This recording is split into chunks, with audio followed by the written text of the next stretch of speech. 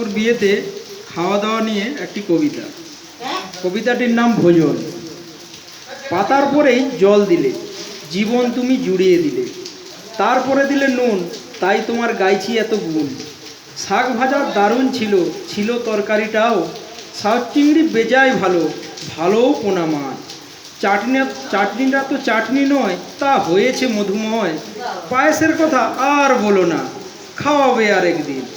মিষ্টিগুলো খুব ভালো, খেয়েছি যেমন খুশি, যেমন মিষ্টি তোমার ওই হাসি। গজল গাইব। মুচমুচে ওই পাঁপড়গুলো বলছে আমায় খা, আবারও ঘুরে আমায় খা। শেষের বেলা যাওয়ার পালা, অল্প কিছু কথা বলা, তারই মাঝে হাসির ছলে ধরলে হাতে হাত, ওই কথাটা না বলাই থাক। মুগ্ধ আমি আতিথেয়তায়, মুগ্ধ তোমার কথায়, মুগ্ধ আমি ভোজন রসিক, মুগ্ধ পরিবেশনায়।